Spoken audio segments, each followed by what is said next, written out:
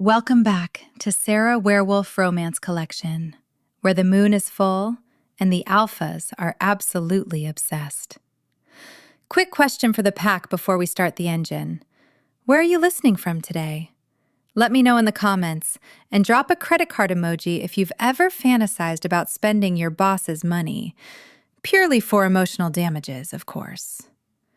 Today's story is a chaotic masterpiece.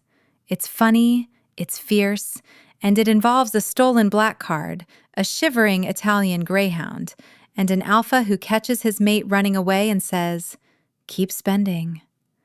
But before we hit the road, if you want to support the channel and get early access to spicy stories like this, hit that join button down below. It helps us keep the lights on and the audiobooks coming. Now, grab your go bag. The transaction is approved, and the alpha is on the hunt. Let's read. Chapter 1. The air in the RiverCorp archives always smelled the same. Processed oxygen, dust, and the faint, bitter tang of old ink. For Katie, it was usually a comforting scent, a reminder of order in a world that often felt chaotic.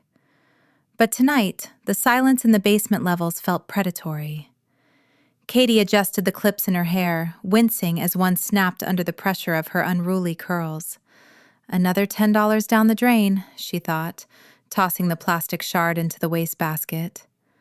She turned her attention back to the holographic display hovering above the mahogany sorting table. "Come on," she whispered, her fingers flying across the interface. "It has to be here." Marshal, her boss, the alpha of the Iron River Pack, and the man who currently occupied 90% of her waking thoughts, was in trouble. He didn't know it yet, which was why Katie was down here at 9 p.m. on a Friday, sifting through digital scans of the Pack Treaty from 1924. She found it deep in the subfolder labeled Territorial Disputes, Class B. The clause was buried in a paragraph about water rights. It was written in archaic legalese, but the meaning was terrifyingly clear. Should the Alpha of Iron River remain without a mated pair by the winter solstice of the centennial year, the claim to the mineral-rich northern quadrant becomes void and open to blood challenge. Katie felt the blood drain from her face. The winter solstice was in 2 days.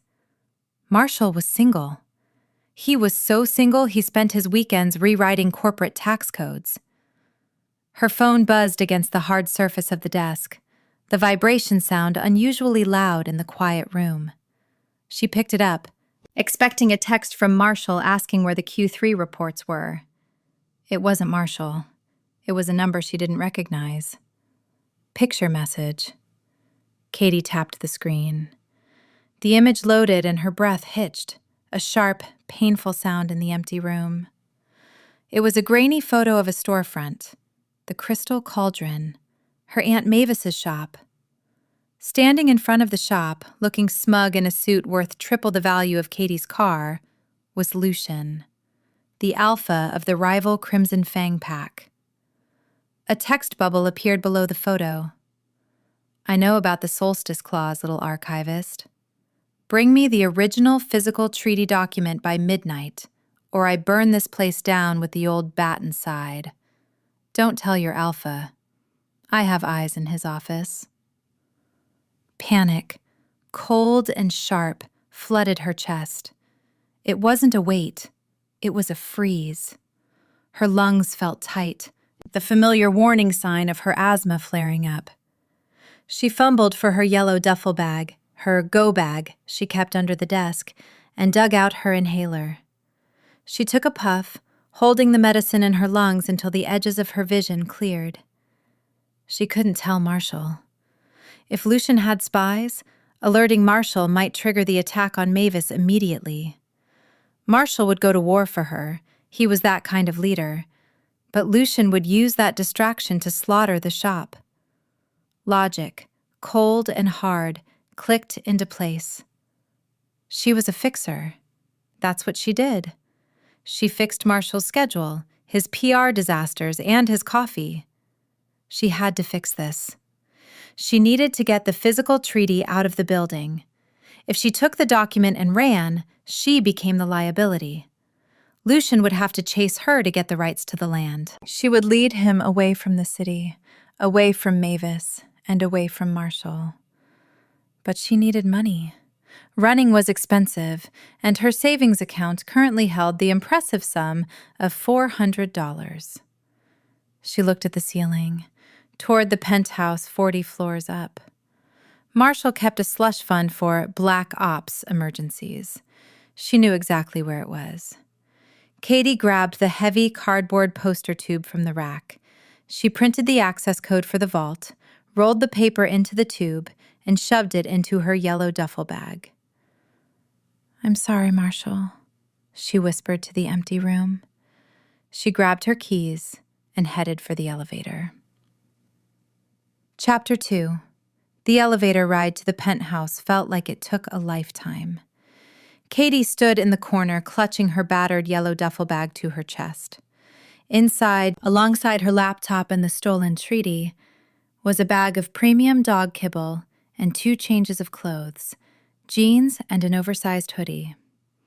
It wasn't much of a survival kit, but it was all she had. The doors slid open with a soft ding.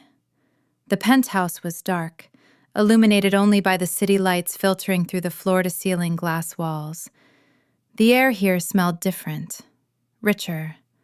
It smelled of sandalwood, expensive scotch, and the faint, metallic scent of rain on hot asphalt.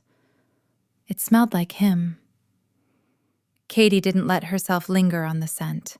She moved quickly to the massive mahogany desk that dominated the room. "Forgive me, forgive me, forgive me," she chanted softly, her hands shaking as she opened the top drawer. There it was, the Black Centurion Card. It was made of titanium, heavy and cold to the touch. It had no spending limit. It was the key to her escape, and taking it felt like a betrayal that twisted her stomach into knots. She shoved it into her pocket. A soft whimper came from under the desk. Katie froze. She knelt, peering into the shadows of the knee well. A pair of enormous, watery eyes blinked back at her. Bones? The Italian Greyhound was curled into a tight, trembling donut on a silk cushion Marshall kept there specifically for him. Marshall pretended to be annoyed by the dog, but Katie knew he'd bought the cushion. Bones vibrated with anxiety, his skinny gray frame shaking as if he were sitting on a spin cycle. "I can't leave you," Katie whispered. If Lucian's spies were watching, they might hurt the dog to get to her. Or worse, use him as leverage. She unzipped the top of her yellow duffel bag. "Get in, buddy." Bones didn't need to be told twice. He scrambled into the bag, burying himself under her spare hoodie until only his long, pencil-thin nose poked out. Katie hefted the bag onto her shoulder. It was significantly heavier now, and sprinted for the service elevator that led directly to the garage. Her car was parked in the far corner, looking like a mint green breath mint surrounded by menacing black SUVs. It was a 1971 Volkswagen Carmen Ghia. It was cute, classic, and entirely unreliable. She threw the bag into the passenger seat. Bones let out a muffled yip. Katie ran to the driver's side and jammed the key into the ignition. She turned it. Chug, chug, wheeze. "No, no, no, not now," Katie pleaded, slapping the steering wheel. "Please, Betsy, work with me." She pulled the manual choke knob out slightly and tried again. The engine roared to life with a sound like a lawnmower choking on a rock. It sputtered, coughed, and finally settled into a loud, rhythmic idle.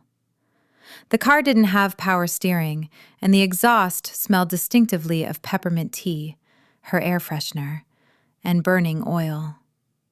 She slammed the door shut, having to hip-check it twice because the latch stuck, and threw the car into reverse. The gears ground together with a protest that echoed in the concrete bunker of the garage. As she peeled out of the exit, the guard at the gate waved sleepily. He didn't know she was effectively kidnapping the Alpha's dog and stealing his fortune. He just saw the nice lady with the weird socks leaving late. Katie merged onto the highway, her knuckles white on the Finn steering wheel.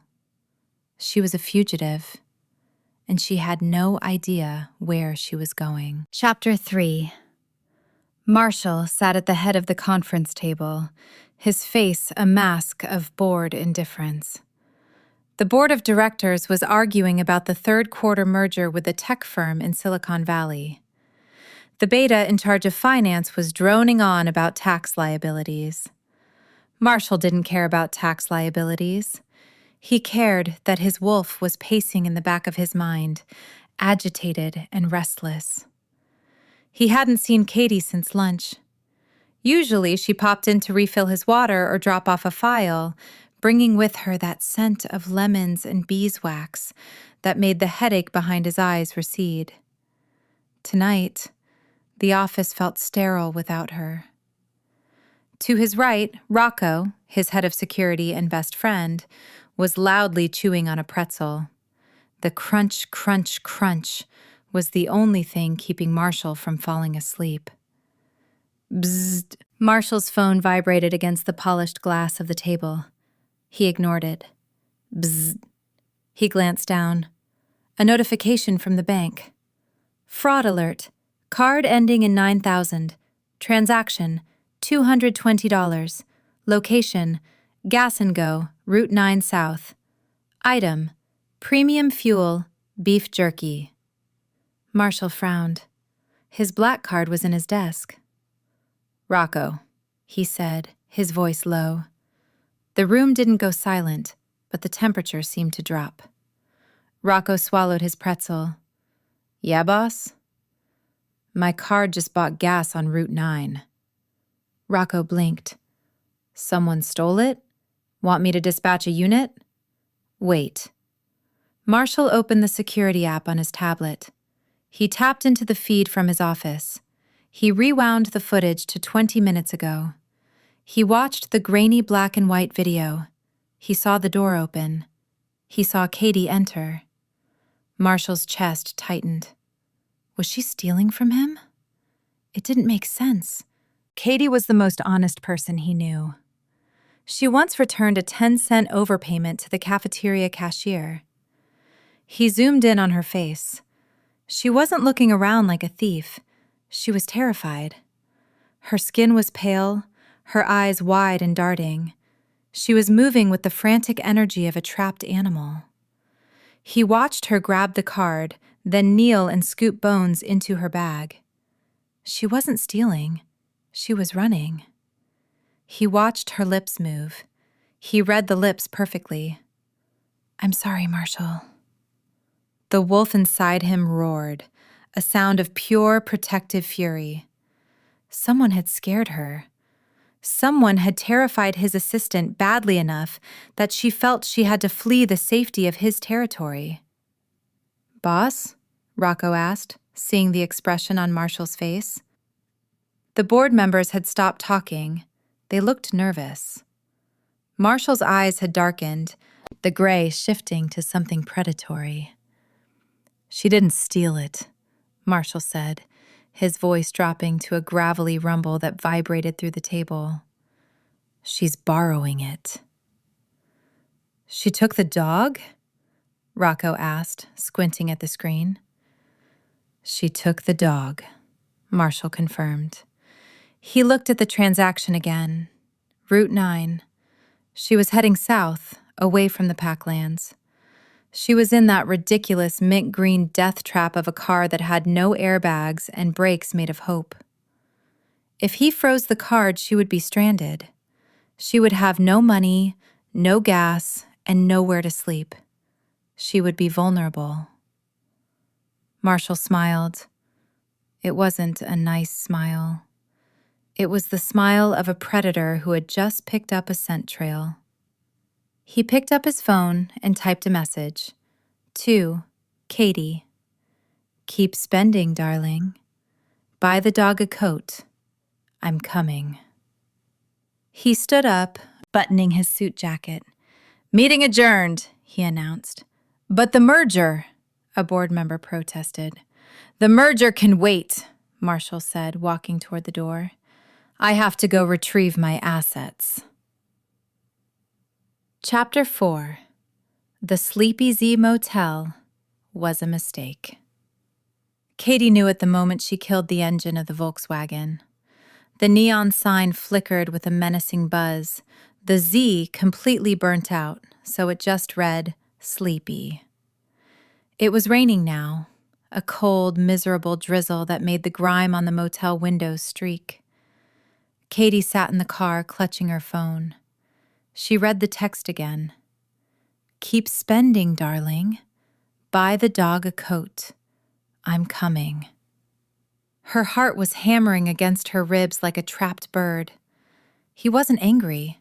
He was amused? No, coming. That was the operative word. Marshall was coming for her. The thought was equal parts terrifying and bizarrely relieving.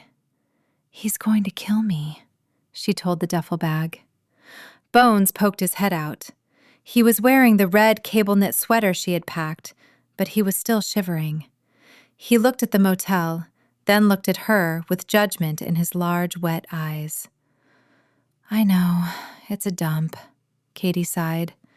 But it's cash only if I want it to be, and I can't let him track me to a nice place. She grabbed the bag and the poster tube containing the treaty. She ran through the rain to the front office. The clerk, a man who looked like he was made entirely of tobacco smoke and bad decisions, took her cash without looking up. He slid a key across the counter. Room 4. The room smelled of stale cigarettes and lemon cleaner that wasn't strong enough to mask the cigarettes. The carpet was a suspicious shade of brown that might have once been beige. Katie locked the door and slid the chain into place. She let Bones out of the bag.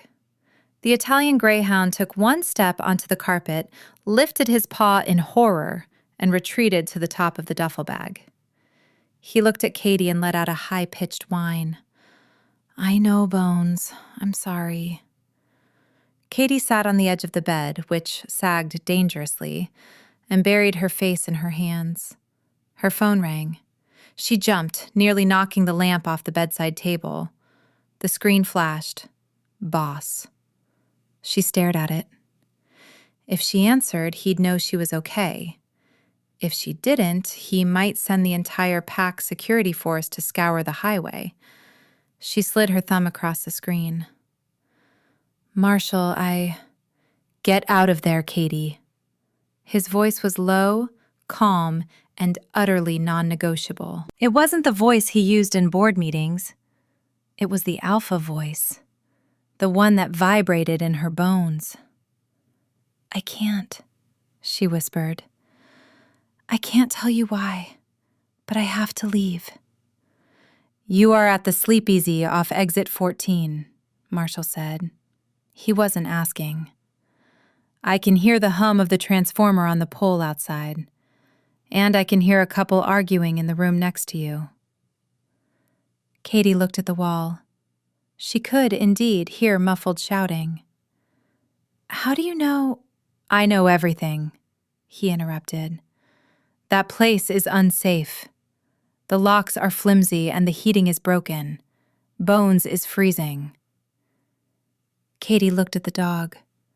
Bones was indeed vibrating so hard his teeth were chattering. Go to the Gilded Lily, Marshall ordered. It's 10 miles south. Valet parking. Secure access. I can't afford the Gilded Lily, Katie argued weakly. A night there was way above my rent. You have my card, Marshall said. She could practically hear the smirk in his voice. Use it. Book the Penthouse. Order room service. If you stay in that motel one more minute, I will tear this highway apart to get to you faster. Marshall, please don't come, she begged, tears pricking her eyes. It's dangerous. "The only thing dangerous right now is me, Katie," he said softly. "Go to the hotel. Now." The line went dead. Katie looked at the phone, then at the shivering dog, then at the door where the lock looked like it could be picked with a credit card. "Okay," she breathed. She scooped up Bones. "We're getting an upgrade." Chapter 5. The 1971 Volkswagen Karmann Ghia did not glide into the circular driveway of the Gilded Lily Hotel. It arrived with a sound like a lawnmower choking on gravel, sputtered twice, and died with a dramatic shudder right behind a sleek black Rolls-Royce.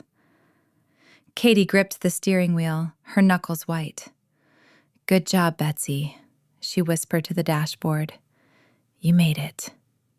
Rain slicked the mint green paint, making the car look like a wet piece of candy dropped in a parking lot full of hearses. A valet in a pristine crimson uniform approached, his nose wrinkling slightly as he took in the vehicle, the exhaust fumes, and the woman inside. Katie took a deep breath. She was wearing a rumpled blazer. One of her expensive hair clips was dangling precariously from her unruly curls, and her socks, visible because her trousers had ridden up, were bright yellow with little bees on them. She grabbed the yellow duffel bag and the cardboard poster tube containing the stolen treaty. "Come on, Bones!" She scooped the Italian Greyhound off the passenger seat. Bones, currently wearing his red cable-knit sweater, looked at the valet with enormous, terrified eyes and vibrated against Katie's chest. "Checking in, miss?" the valet asked, eyeing the car door. "Yes," Katie said. She tried to open her door. It stuck.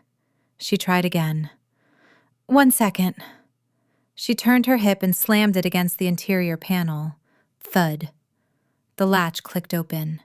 She spilled out onto the pavement, clutching the dog and the tube. "It has a manual choke. If you need to move it, you have to pull the little knob or she coughs." The valet looked at the keys she dropped in his hand like she had handed him a live grenade. "Understood."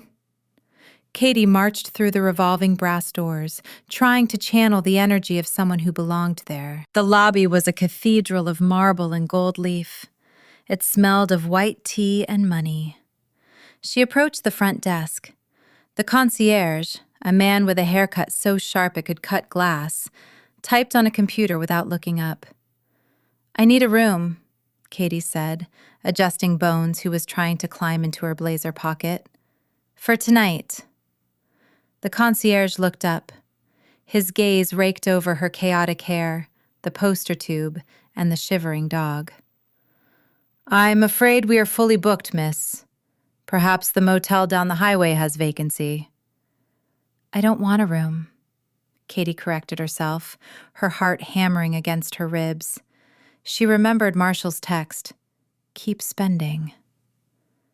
"I want the penthouse." The concierge smirked. "The penthouse is $5,000 a night, and we require a deposit for pets." Katie set the duffel bag on the counter. She reached into her pocket and pulled out the card. It wasn't plastic. It was a slab of matte black titanium that absorbed the light. The Centurion. She slid it across the marble. It made a heavy metallic clack. The concierge's smirk vanished. He stared at the card, then at Katie, then back at the card. He picked it up with 2 hands reverently. "My apologies, madam," he said, his voice dropping an octave into pure deference. "I believe the penthouse is available immediately. I'll have champagne sent up?" "No champagne," Katie said, her voice trembling slightly. "Just dog treats. High quality." "Of course." As Katie took the gold-embossed key card and headed for the elevators, she didn't notice the black SUV pulling up to the valet stand outside. She didn't see the man in the passenger seat roll down his window, staring at the mint green Volkswagen being pushed, because it wouldn't start, into a side lot. The man pulled out his phone. We found the car. She's here. Chapter 6. The lobby of the Gilded Lily contained a small, exorbitant boutique that sold everything from silk scarves to imported chocolates. Katie stood in the aisle, clutching a bag of artisanal, freeze-dried liver treats that cost $40. "Eat, Bones," she whispered, offering a piece to the Greyhound curled in the crook of her arm. Bones turned his head away, shivering so hard his teeth clicked. He was too anxious to eat. Katie felt the same way. Her asthma was sitting heavy in her chest, a tight band of pressure that the inhaler had only dulled, not removed. She needed to get upstairs. Marshall had said the penthouse was safe, secure access, but she felt exposed down here in the open atrium. She turned toward the elevators, clutching her yellow duffel bag and the poster tube. 3 men were standing between her and the brass doors. They didn't look like hotel guests. They wore suits that fit poorly across the shoulders, the fabric straining against bulk that wasn't fat. They smelled of stale tobacco and, faintly, under the hotel's white tea scent, the acrid, sour tang of aggression. Katie froze. Wolves. Not from Iron River. The man in the center stepped forward. He had a scar through his eyebrow and a smile that didn't reach his eyes. "Miss Katie," he said. "Lucian sends his regards." Katie backed up, bumping into a display of crystal vases. One wobbled. "I don't know who that is." "Don't play games," the man said, stepping closer. "Hand over the tube. And the dog. The boss wants a matching set." Bones let out a high-pitched yip of terror. "Back off," Katie said, her voice shaking but loud. "Security!" The concierge was on the phone, looking pointedly away. Lucian's reach evidently extended to the hotel staff. Or perhaps he had just paid them off. "No one is coming," the man sneered. He lunged for her. Katie scrambled back, throwing the bag of liver treats at his face. It bounced harmlessly off his chest. She bolted toward the revolving doors, but the other 2 men moved with supernatural speed, blocking her path. She was trapped. She clutched the poster tube like a bat. If they wanted the treaty, they'd have to break her arms. "Grab her," the leader growled. The glass walls of the hotel front entrance exploded. There was a screech of tires that sounded like a banshee scream, followed by the crunch of metal on metal as a matte black vehicle mounted the curb, smashed through the valet stand, and slammed into the glass revolving doors, shattering them into a million glittering diamonds. An Audi RS Q8. The men froze. The driver's door opened. Marshall stepped out. He didn't look like a CEO. He looked like a natural disaster in a custom-tailored suit. He walked through the broken glass, ignoring the shards crunching under his dress shoes. His slate-gray eyes were fixed on the man reaching for Katie. He didn't shout. He didn't shift. He just walked forward with a terrifying, silent velocity. "You touched her," Marshall said. It wasn't a question. Chapter 7. The leader of the mercenaries laughed, though it sounded nervous. "This is Crimson Fang business, Alpha. You have no jurisdiction." Marshall didn't let him finish. He covered the distance between them in a blur of motion that was too fast for a human eye to track. He didn't shift into his wolf form. He didn't need to. He grabbed the leader by the lapels of his cheap suit and threw him. The man flew 20 feet, crashing into the marble fountain in the center of the lobby. The water turned red instantly. The other 2 mercenaries growled, their eyes flashing yellow, preparing to shift. "Don't," Marshall said. He stood in front of Katie, shielding her completely with his broad frame. He adjusted his cufflinks, his face a mask of bored, lethal calm. "If you shift, I will kill you. If you stay human, I'll only break your legs." They hesitated. That hesitation was their mistake. Marshal moved. He kicked the knee of the first attacker with a sickening crack. The man went down screaming. The second attacker threw a punch. Marshal caught it in his scarred hand, twisted, and dislocated the shoulder with a wet pop.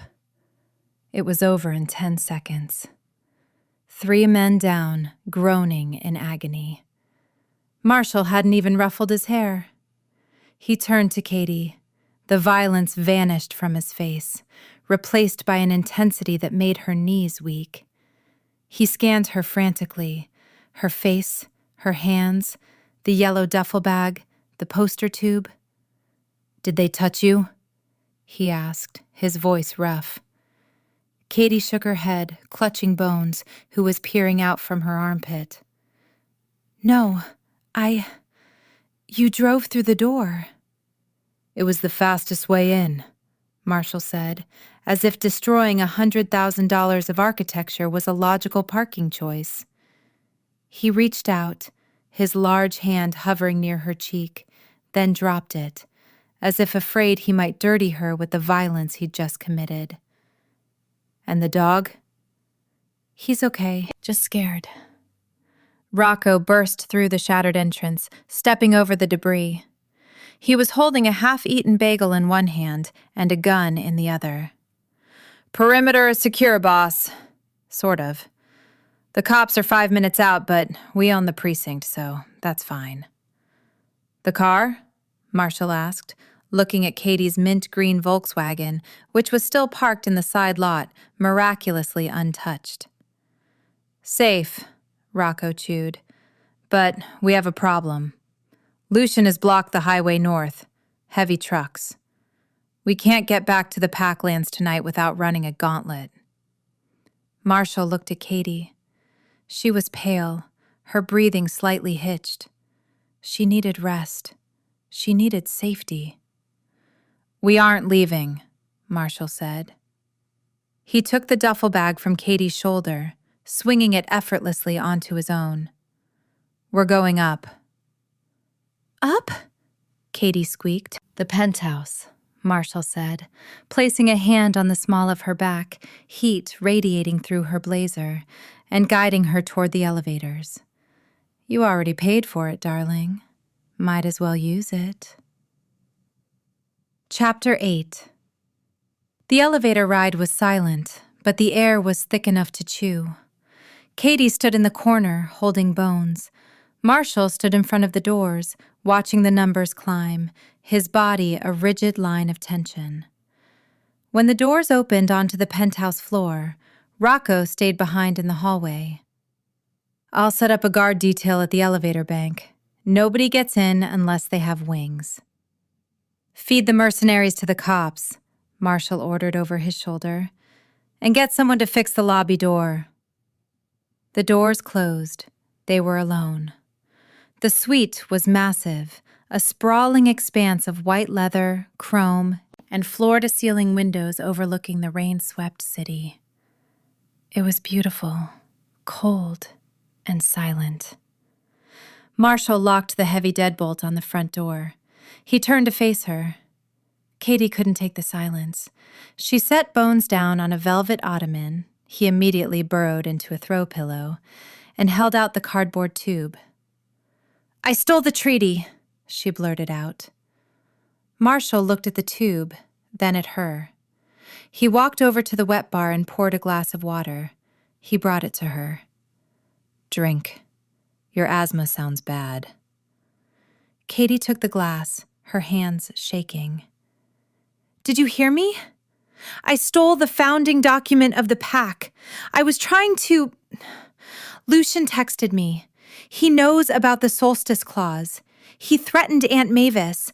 I thought if I took the treaty and ran, he'd follow me and leave the territory alone." She took a gulp of water, waiting for the explosion, waiting for him to fire her, waiting for the Alpha to punish the thief. Marshal sighed. It was a long, weary sound. He walked to the window, looking out at the dark skyline. "I know," You know? I own the bank that holds the mortgage on Lucian's casino, Marshall said, his voice flat. And his packlands. I could have foreclosed on him this morning. I could have crushed him before lunch. Katie stared at his back. What? He turned around. His gray eyes were blazing, not with anger, but with something hotter. You didn't have to run, Katie. You didn't have to protect me. I am the Alpha. It is my job to protect you. I was trying to fix it, she whispered. I'm the fixer. You put yourself in danger, Marshall said, stepping closer. He looked at the yellow duffel bag, then at her mismatched socks. You ran into the night with no plan, a car that barely runs, and my credit card. I'll pay you back, Katie said quickly. Every cent, even the gas. Marshall let out a short, sharp laugh. He reached into his pocket and pulled out his phone, tapping the screen.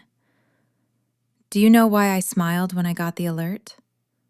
Katie shook her head. Because I knew you were safe, he said softly. I didn't care about the money. I didn't care about the treaty. I cared that you were out there, alone, thinking you had to save the world.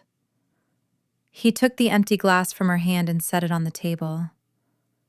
I'm not angry that you stole from me, Katie.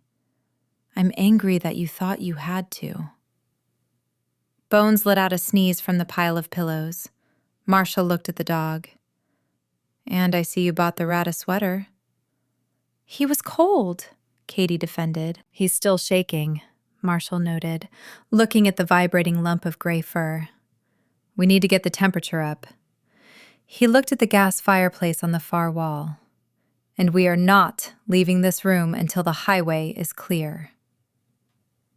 Chapter 9. The penthouse of the Gilded Lily was a masterclass in modern isolation. A sleek box of white marble and glass floating above the storm-lashed city. It was also, apparently, a freezer. Katie sat on the edge of the sprawling sectional sofa, her laptop balanced precariously on her knees.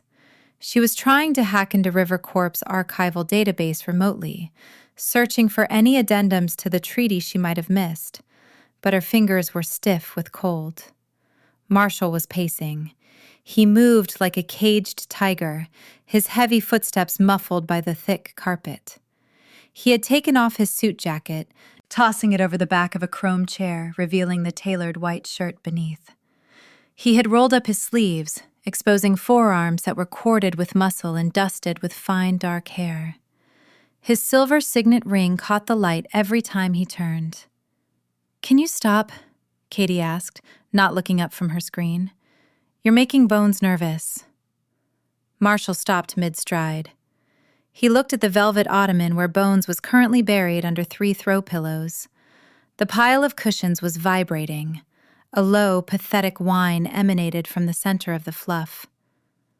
The dog is defective, Marshall stated, his voice gravelly. He walked over and peered at the lump. It's 70 degrees in here. Why is he shaking? He has 0 body fat and high anxiety, Katie said, adjusting her glasses. She was still wearing her rumpled blazer and the yellow bee socks. He's an Italian Greyhound. They are basically nervous skeletons wrapped in silk. Marshall frowned. The expression made the scar on his forearm twitch. He reached out and poked the pillow pile. Bones let out a sharp yip. He's freezing, Marshall decided.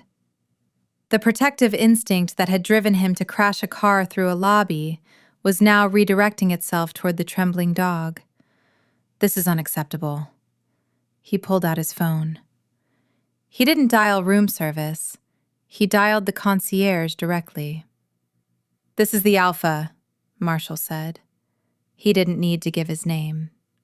I need sweaters, cashmere, size, rat. He looked at Katie. What size is he? Small, Katie sighed, closing her laptop. But Marshall, it's midnight. The boutiques are closed. Open them, Marshall ordered into the phone. I want navy, charcoal, and perhaps a burgundy. And bring up a steak, rare, cut into cubes. He hung up. 10 minutes later, there was a tentative knock at the heavy oak door. Marshall checked the peephole, unlocked the deadbolt, and opened it to reveal a terrified bellhop holding a silver tray and several garment bags. Marshall took them, tipped the boy $100 bill from his wallet, and locked the door again. Come here, Marshall commanded, walking toward the ottoman. Katie watched, fascinated and slightly terrified, as the lethal Alpha of the Iron River Pack knelt on the white carpet. He unwrapped a tiny, impossibly soft navy cashmere turtleneck.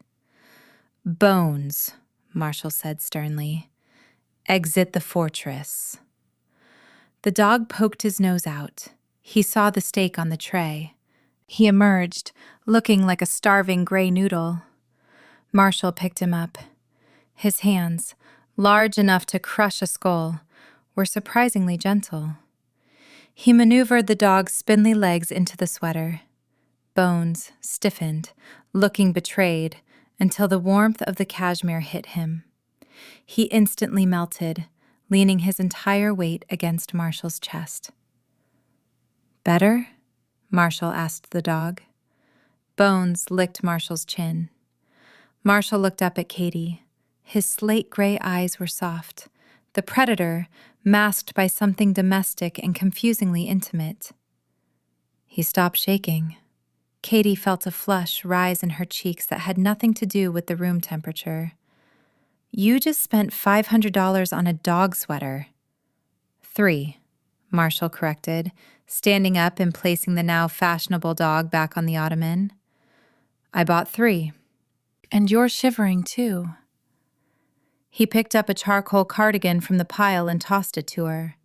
It landed in her lap, smelling of new wool and expensive boutique air. Put it on, Katie.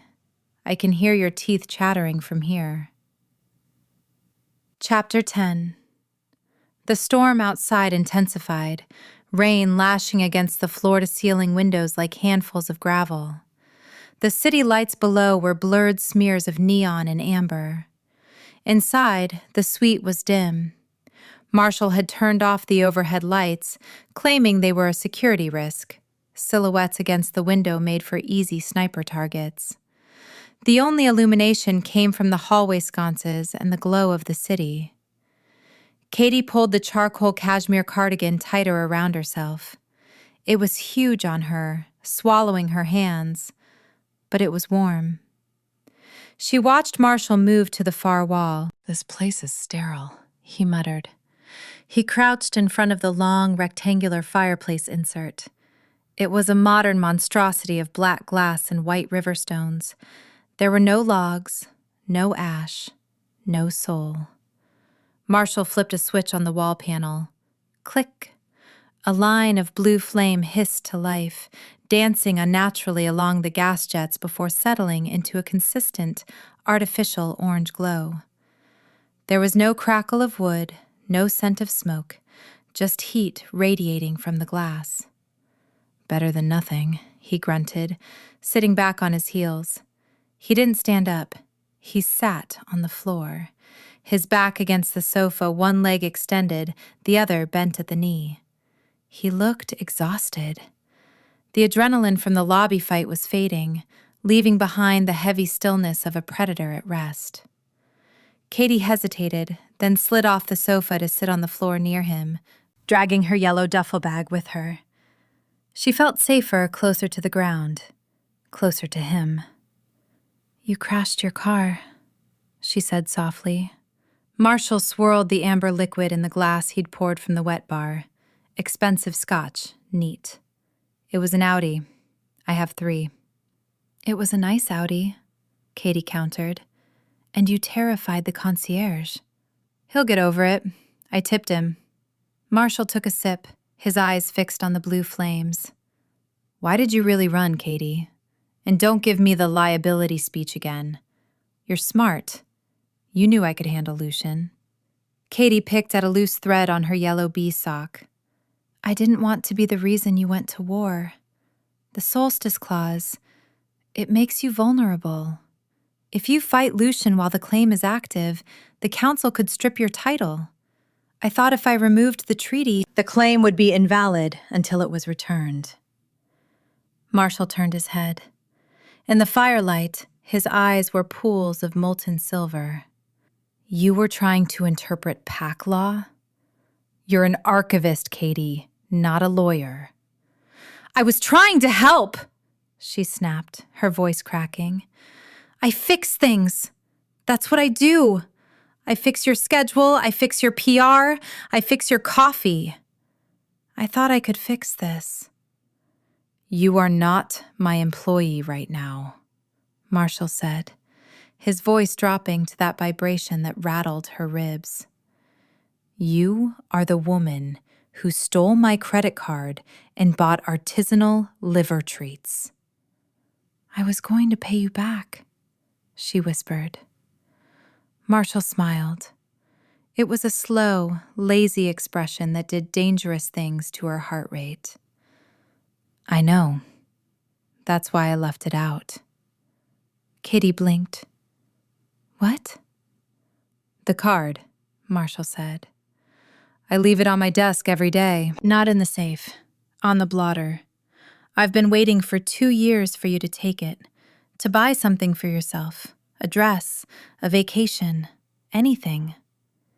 He leaned his head back against the sofa cushion, exposing the strong line of his throat. I never expected you to use it to run away from me. The admission hung in the air, heavier than the storm outside. Katie's breath hitched. He had wanted her to take it? Why? She asked.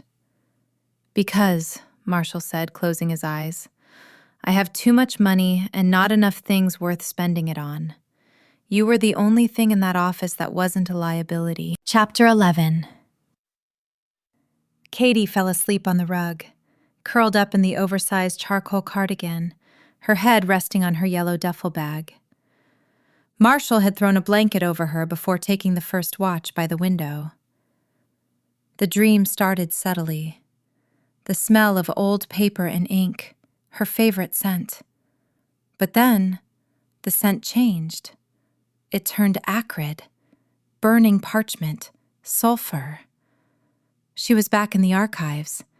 The rows of metal shelves were melting. The treaty was in her hands, but it was on fire. She tried to drop it, but it stuck to her skin. Lucian was there, laughing, his face twisting into a wolf's muzzle. Run, little archivist. Run. Smoke filled the room. She couldn't breathe. Her lungs seized, tight bands of iron crushing her chest. She gasped, but no air came in. Just smoke. Just heat. Katie woke up with a strangled cry, bolting upright. The room was dark. The gas fire cast long, dancing shadows. She clawed at her throat, wheezing. It wasn't smoke. It was the asthma. The stress and the dust from the hotel carpet had triggered an attack. Her chest heaved. Can't breathe. Can't breathe. Katie? Marshal was there instantly. He dropped to his knees beside her. He didn't panic. He smelled of sandalwood and cool rain cutting through the panic. Breathe, he ordered. Can't, she wheezed, her hands fumbling blindly for the yellow duffel bag. Inhaler. Marshal grabbed the bag. He ripped the zipper open with enough force that she heard the fabric tear slightly. He upended the contents onto the white rug. Jeans, laptop, kibble, the poster tube. The small blue plastic inhaler tumbled out. Marshal grabbed it. He shook it once, hard, and pressed it into her hand. He didn't try to do it for her. He knew she needed control. Take it, he said, his hand warm and heavy on her back, grounding her. Katie brought the inhaler to her lips. She pressed the canister. Pfft. She held the breath, counting to 10 in her head, her eyes locked on Marshal's. He was watching her intently, his pupils blown wide, his body rigid. He was purring, a low, resonant sound deep in his chest that wasn't human. It was a biological rumble designed to soothe distress in packmates. She exhaled. The iron bands around her chest loosened. She took another puff. "Better?" Marshal asked, the purr vibrating against her spine where his hand rested. Katie nodded, dropping the inhaler onto the rug. She slumped forward, resting her forehead against his shoulder. He was solid as a rock. "I dreamt he burned the archives," she whispered, her voice raspy. "He won't," Marshal said into her hair. His arms came around her, pulling her into a crushing, protective embrace. "I won't let him near them. Or you." They stayed like that for a long time, the only sound the hiss of the gas fire and the steady, rhythmic thrum of Marshal's purr. Chapter 12. Morning light filtered through the gray clouds, casting a flat, slate-colored light over the penthouse. The gas fireplace had been turned off. Katie sat at the glass dining table, her laptop open. She looked exhausted, dark circles under her whiskey-amber eyes, but her hands were steady. She was back in executive assistant mode. Marshal stood by the window, drinking coffee from a delicate china cup that looked ridiculous in his scarred hand. He was on the phone with Rocco. "What do you mean, blocked?" Marshal growled. He listened for a moment, his jaw tightening. "Understood. Keep the police off our backs. We're moving in 20 minutes. He hung up and turned to Katie. "The highway is a no-go. Lucian has parked 3 18-wheelers across the northbound lanes. He's claiming engine trouble, but Rocco says there are armed shifters in the cabs." Katie tapped a key on her laptop. A map appeared on the screen. "We don't need the highway." Marshal walked over, looking over her shoulder. "The back roads are gravel. The Audi is wrecked. And your car..." He paused. "Your car is a mint green lawn ornament." "My car is vintage German engineering," Katie corrected, pointing to a winding gray line on the map. "Route 7 cuts through the Blackwood Forest. It's unpaved in sections, and it takes 6 hours instead of 2, but it dumps us out right at the northern border of the Iron River territory. Lucian won't expect us to take a dirt road." "We have roughly 36 hours until the solstice," Marshal said, checking his watch. 6 hours is fine, but we need a vehicle." "Rocco brought the Audi back, right?" Katie asked. "Rocco brought a replacement Audi," Marshal said, "but it's at the service entrance. The problem is, Lucian's men are watching the exits. If they see a black SUV leaving, they'll swarm it." Katie smiled. It was a small, mischievous smile that made Marshal's heart do a strange flip. "Exactly," she said. "They're looking for the Alpha's armored tank. They aren't looking for a mint green Volkswagen with a sticky door." Marshal stared at her. "You want us to take the Ghia?" "It fits on the logging trails better than the SUV," Katie argued. "And it's inconspicuous. Well, except for the color. But nobody expects the Alpha of Iron River to be driving a car that smells like peppermint tea." Marshal looked at the map. He looked at Katie, fierce and determined in her oversized charcoal cardigan. He looked at Bones, who was happily asleep in his navy sweater on the pile of pillows. "It has no airbags," Marshal grumbled, "and no power steering." "I'll drive," Katie offered. "Absolutely not," Marshal said immediately. "I drive. You navigate. And if that car stalls in front of a werewolf, I am buying you a tank." He grabbed his jacket. "Pack the bag, Katie. We're taking the scenic route." Chapter 13. The service elevator deposited them into the damp, gray gloom of the Gilded Lilies side lot. The rain had slowed to a miserable drizzle, turning the asphalt into a slick mirror reflecting the overcast sky. Katie clutched the slightly ripped yellow duffel bag to her chest, her other hand holding the cardboard tube containing the treaty like a baton. Beside her, Marshall adjusted his cuffs. He had abandoned the suit jacket, opting for just his white dress shirt, sleeves rolled to the elbows, and a shoulder holster that looked terrifyingly casual against his ribs. "Rocco just triggered the decoy," Marshall said, checking his watch. "The replacement Audi left the main garage 30 seconds ago. Lucian's spotters are currently chasing it down the interstate." "Perfect," Katie said. She pointed to the far corner of the lot. "Your chariot awaits." Marshall stopped. He stared. The 1971 Volkswagen Carmen Ghia sat forlornly in a puddle. It was the color of a mint chip ice cream that had been left in the sun. It was small. Very small.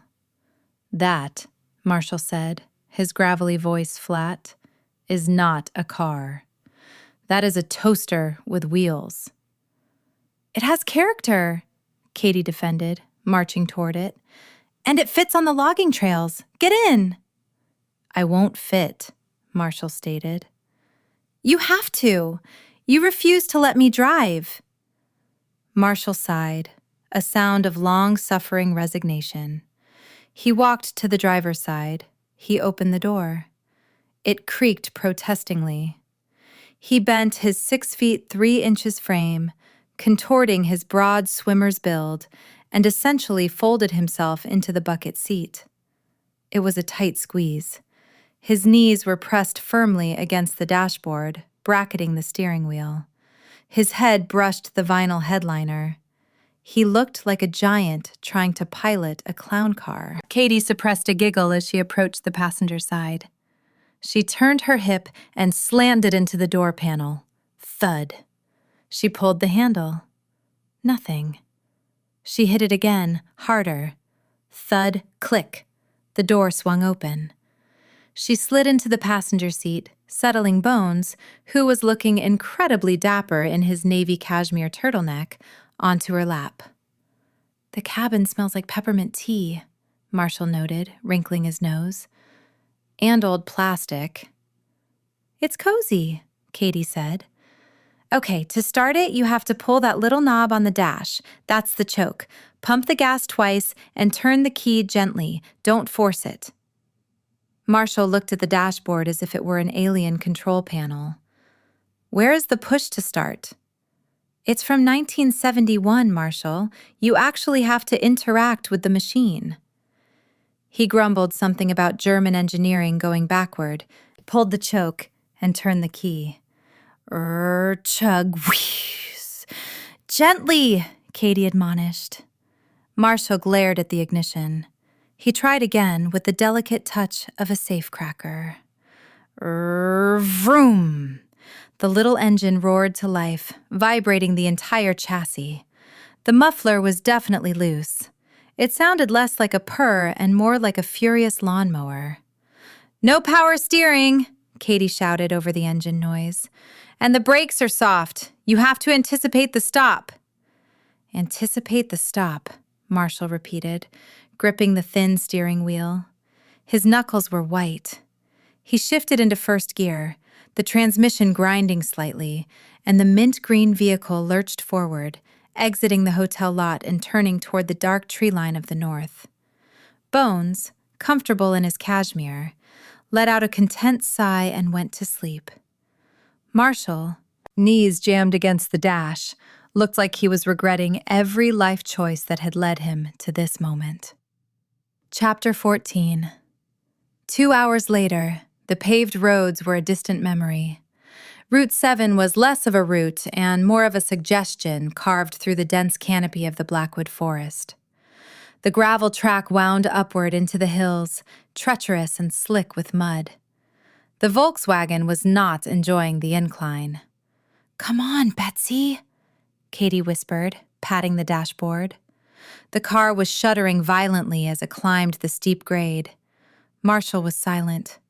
He was driving with a terrifying intensity, wrestling the non-power steering around hairpin turns. Mud splattered against the windshield, and the wipers, which moved at a frantic, uneven pace, smeared it around rather than clearing it. "We're losing speed," Marshall said, downshifting. The engine whined in protest.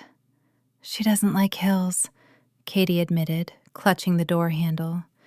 "You have to keep the RPMs up." "I am flooring it, Katie. The hamster in the engine is doing its best." Suddenly, a loud pop erupted from the back of the car, followed immediately by a plume of acrid black smoke billowing out from the engine vents. The oil pressure light on the dashboard flickered and died. "Pull over!" Katie yelled. "There is nowhere to pull over!" Marshall shouted back, wrestling the wheel. To their right was a sheer rock face. To their left, a drop-off into the dense forest. He spotted a small widening in the trail ahead and wrestled the car toward it.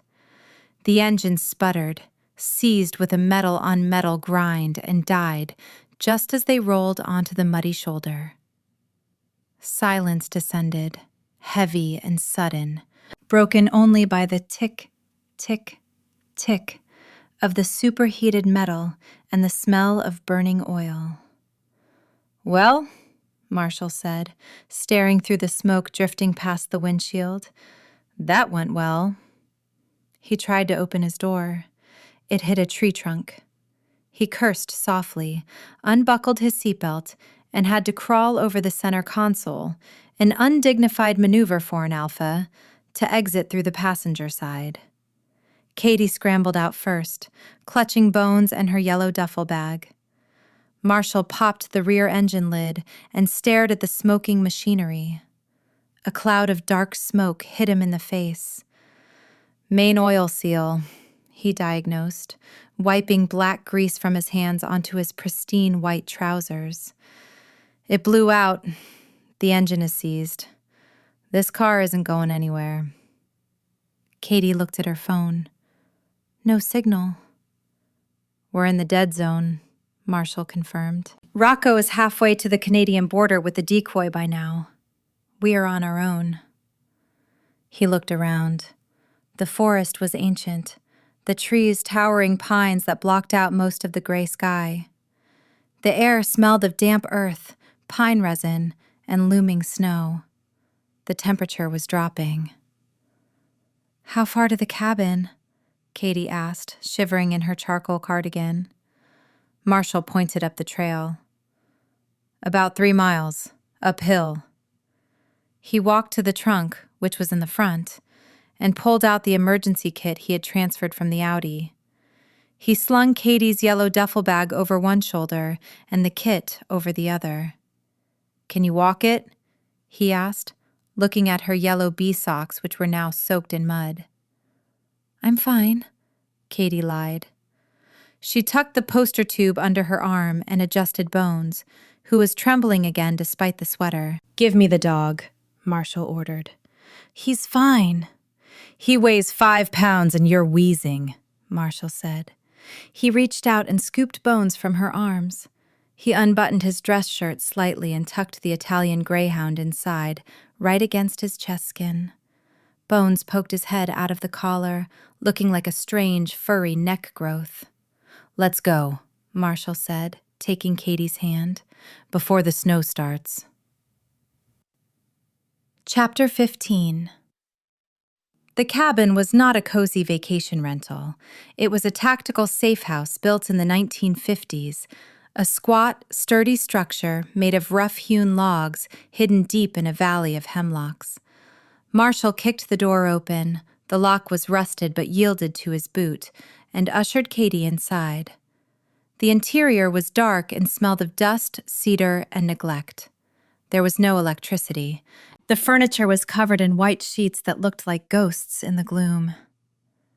"Home sweet home," Marshall muttered. He set the bags down on a table and extracted Bones from his shirt. The dog looked disappointed to be removed from the heat source. Katie coughed, the dust tickling her throat. She found a lantern on a shelf and shook it. Oil. There's oil in here. I'll get the heat going, Marshall said. He pointed to the massive cast-iron wood stove in the center of the room. Don't touch the bedding until I check for rodents. He went back outside. Katie could hear him rummaging on the porch.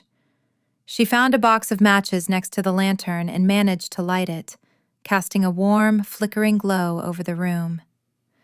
It revealed a single room with a loft bed, a small kitchenette with a hand pump, and a few heavy wooden chairs. Outside, the rhythmic thwack, thwack, thwack of an axe began. Katie busied herself wiping down the table. She felt useful doing small tasks, fixing the environment. Suddenly, the chopping stopped. There was a sharp intake of breath, then a string of low, creative curses. Katie ran to the door. Marshall? He was standing by the woodpile, gripping his left hand. Blood, dark and viscous, was welling up between his fingers, dripping onto the snow. I'm fine, he gritted out, his face pale. Splinter. The handle on this axe is rotted. Let me see, Katie demanded, rushing over. She pulled his hand away. It wasn't a splinter. The axe head had slipped, slicing a jagged gash across his palm. It wasn't life-threatening for an alpha, but it was deep. Inside, she ordered, her voice firm. She led him to the table near the lantern. Sit. Marshall sat, looking annoyed at his own clumsiness. It will heal in an hour. Not if you get rust in it, Katie scolded. She dug into the emergency kit he'd brought. She found antiseptic and gauze. She took his hand. It was massive, calloused, and warm. The silver scar on his wrist, the old defensive wound, gleamed in the lantern light. She poured the antiseptic. Marshall hissed, his jaw clenching. Sorry, she whispered. She began to wrap the gauze around his palm, her movements efficient and gentle. She was so close she could smell him. The rain on his skin, the exertion, the sandalwood. She tied the knot and looked up. Marshall wasn't looking at his hand. He was looking at her. His pupils were blown wide, swallowing the gray iris.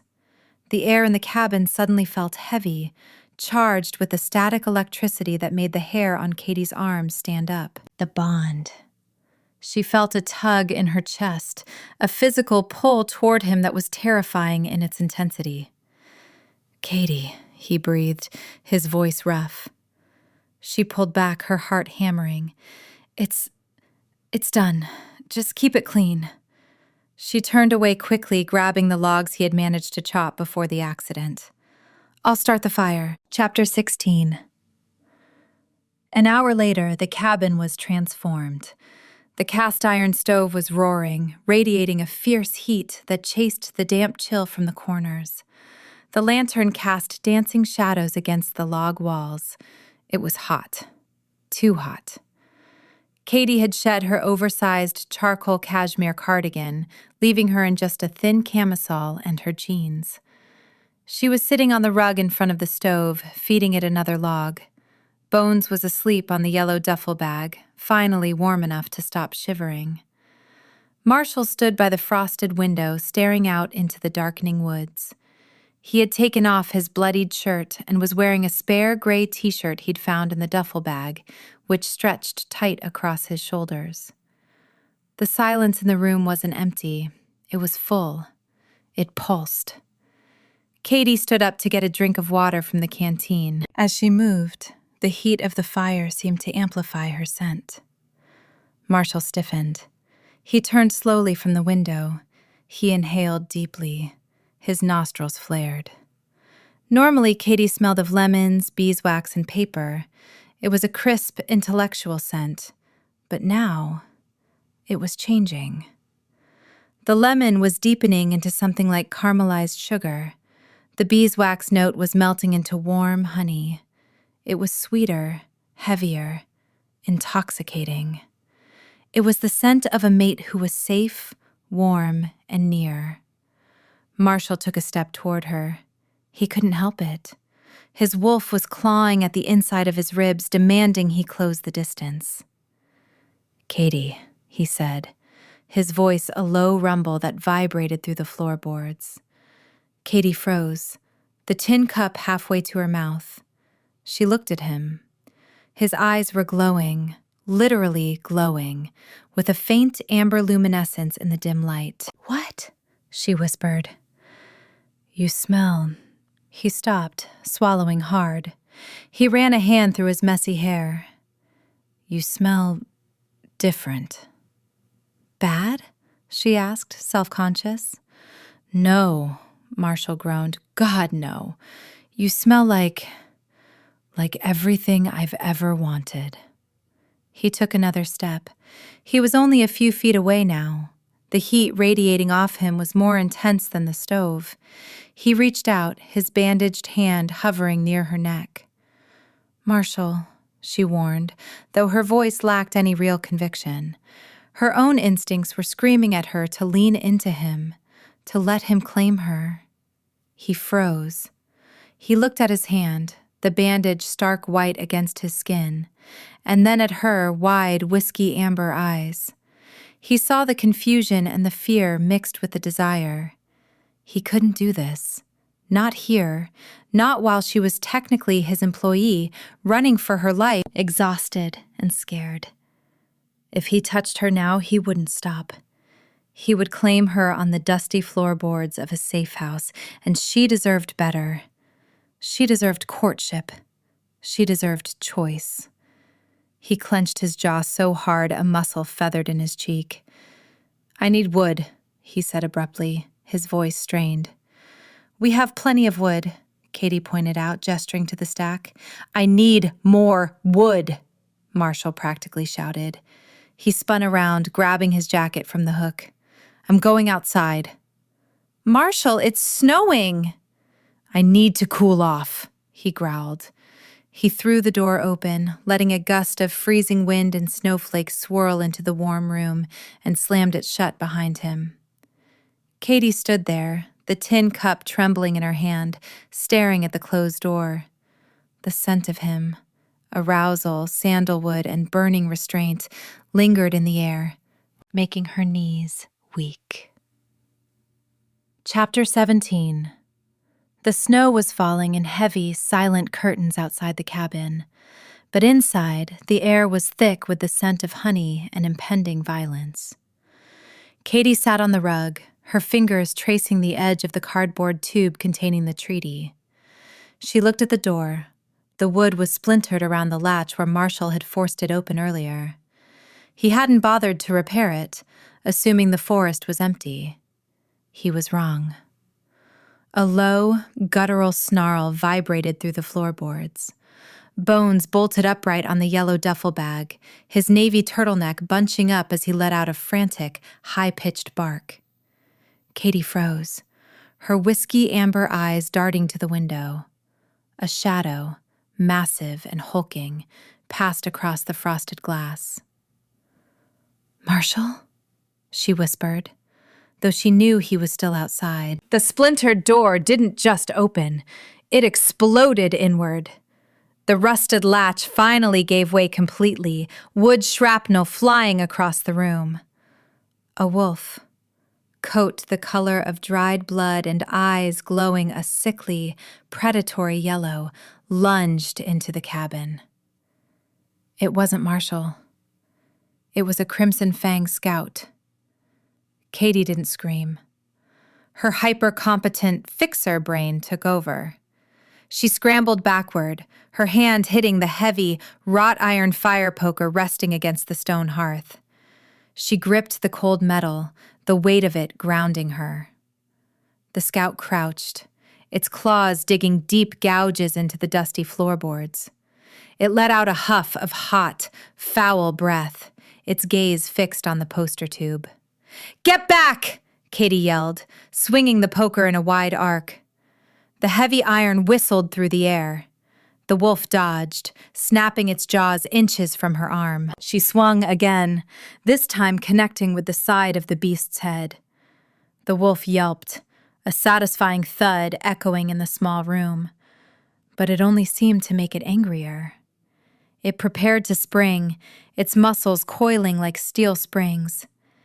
Katie raised the poker, her knuckles white, ready to fight for her life and the treaty.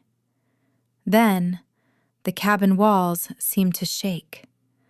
A blur of midnight blue fur slammed into the scout from the open doorway. The sound was visceral, the crunch of bone and the tearing of sinew. Marshal had returned, but he was no longer the man in the tight gray t-shirt. He was a monster. A massive, midnight blue wolf, easily twice the size of the scout, pinned the intruder to the floor. The sounds that followed were biological and brutal. Bones hid behind Katie's legs, whimpering. Katie watched, breathless, as Marshal, the midnight terror, literally tore the scout apart. There was no magic here, just the raw, terrifying power of an alpha protecting his own. In seconds, the scout was a heap of motionless fur and red ruin. The midnight wolf turned toward Katie. His eyes were slate gray even in this form, and they scanned her with a frantic, wild desperation. He let out a low, vibrating huff, not a snarl, but a check. He stepped toward her, his paws leaving bloody prints on the floorboards, and nudged her hand with his wet, cold nose. "I'm okay," she breathed, dropping the fire poker. The iron clattered against the stone. "Marshal, I'm okay." Chapter 18. The silence that descended upon the cabin was heavier than the snow piling up against the logs outside. The only sound was the dying hiss of the wind through the shattered doorway and the wet, frantic panting of Bones, who had burrowed himself so deep into the yellow duffel bag that only his trembling nose was visible. Marshal, the midnight terror, stood over the ruin of the Crimson Fang Scout. The massive wolf's chest heaved, his slate-gray eyes scanning the perimeter one last time. Satisfied that no other threats lingered in the dark tree line, he grabbed the scout's carcass by the scruff of the neck. With an effortless toss of his massive head, he flung the body out onto the snowy porch, clearing the living space. Then, he retreated into the deep shadows beneath the loft stairs. Katie stood by the hearth, her knuckles white as she gripped the heavy iron fire poker. She heard the sound she had only ever read about in the river-damp pages of the archives. The sickening, wet crunch of bones rearranging. It was a visceral, biological sound of agony and transformation. "Marshal?" she whispered, her voice trembling. "Stay there." His voice rasped from the darkness. It was a shredded, hoarse sound, stripped of its usual smooth baritone. "Don't look yet." Katie dropped the poker. It clattered loudly against the stone hearth. She turned her back to the stairs, moving toward the yellow duffel bag. She bypassed the trembling dog and pulled out the spare, oversized hoodie she had packed, along with the moth-eaten wool blanket she had found earlier. "I'm putting clothes on the table," she said, her voice steadying as her fixer mode tried to override the shock. She heard him step out. The floorboards creaked under his weight. When she finally turned, Marshal was sitting on the heavy wooden chair by the fire, the wool blanket wrapped around his waist. He looked wrecked. The gray t-shirt he had been wearing was gone, shredded during the shift, and his skin was pale, sweat slicking his dark hair to his forehead. The jagged gash on his palm, the one from the axe, was already a pink, puckered line. Alpha healing. But vivid blue and purple bruises were blooming across his ribs where the scout had landed a lucky blow. He wasn't looking at his injuries. He was looking at the fire poker on the floor, and then at her. His eyes were dark with a mix of fury and confusion. "Katie," he said, his voice a low vibration that rattled the teacups on the shelf. "I've known you were an Omega since the day you walked into my office for your interview. I could smell the lineage on you, even through that lemon perfume. So tell me, why was my mate trying to fight off a Crimson Fang scout with a piece of fireplace hardware instead of her claws?" Katie flinched. She wrapped her arms around herself, her fingers digging into the fabric of her camisole. She looked at the blood on the floorboards, then back at him, her whiskey-amber eyes filled with a sudden, sharp grief. "I don't have claws, Marshal," she whispered. "Not anymore. I buried them." Marshal went still. The air in the room grew heavy. "Explain." "My first pack. The Alpha there didn't want an Omega mate. He wanted a trophy he could control," Katie said, the words spilling out like water from a broken dam. "When I didn't submit fast enough, he used the pack bond to try and break my spirit. He made the shift feel like a violation. Every time I ran as a wolf, it felt like I was running for him, not for myself." She took a shaky breath, fighting the memory of the cold chains of a corrupted bond. "So, when I left, I made a choice. I locked her away. My wolf hasn't breathed in 10 years. I chose to be a fixer in a human world because in that world, I'm the one in control of the spreadsheets. I'm the one who decides what stays and what goes." Marshal's jaw tightened, his hand, now fully healed, clenching into a fist on the armrest. "He suppressed you." "I suppressed myself," Katie corrected, her voice firm despite the tears prickling her eyes. "I didn't use the poker because I'm human, Marshal. I used it because I was terrified that if I shifted, I'd become that broken girl again. I'm an Omega in your files, but in my head, I'm just Katie." Marshal moved then. He stood up, the blanket falling away as he crossed the small space in 2 strides. He ignored his bruised ribs, sliding down to the rug to pull her into his lap. The heat of his skin burned through her thin clothes. "You're not just Katie," he murmured against her temple, his arms forming a cage that felt like safety, not a prison.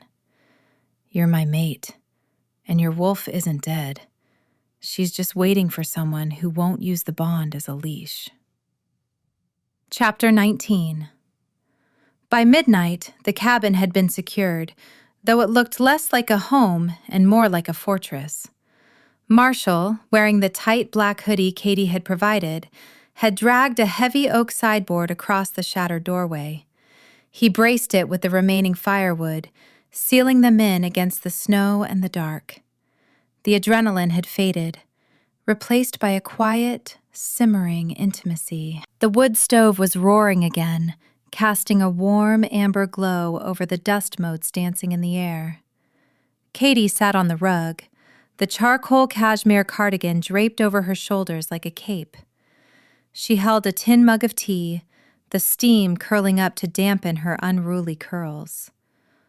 Bones, having decided the danger was past, was asleep on her knees, twitching in his dreams. Marshal sat opposite her, his back resting against the stone hearth. He held his own mug, but he wasn't drinking. He was watching her. "I watched you for 2 years," he said suddenly. The confession cut through the crackle of the fire. Katie looked up, startled. "You barely spoke to me for 2 years. You mostly just grunted and signed things." "I was terrified," Marshal admitted, a ghost of a smile touching his lips. Every time you walked into my office with those mismatched socks and that scent of beeswax and old paper, I wanted to lock the door and keep you there. But I'm a violent man, Katie. My life is a series of hostile takeovers and territory wars. I thought I was too broken to have a mate who brings as much light as you do. He reached out, his fingers brushing the knee of her jeans. I thought if I kept my distance, I could keep you safe. But when I saw you standing there tonight, defending this cabin with nothing but iron and grit, I realized I was wrong. You don't need me to hide you. You need me to stand beside you. Katie felt the sweetness in her scent spike, the honey notes becoming almost overwhelming. I didn't steal the card because I wanted the money, she whispered, the truth finally bubbling up. I stole it because it was the only piece of you I could take with me. I thought if I had it, I wouldn't be so lonely. Marshall groaned, a low sound of pain and want. The card, he shook his head. I left it on my desk every day, Katie. Not in the safe, on the blotter. I've been waiting for 2 years for you to take it, to buy something for yourself, a dress, a vacation, anything. Katie blinked, the tea sloshing in her mug. You wanted me to take it? I wanted you to have everything, Marshall said, his slate gray eyes locking onto hers.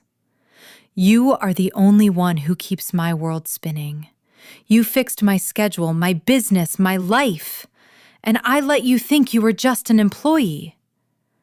He took the mug from her hand and set it on the floor.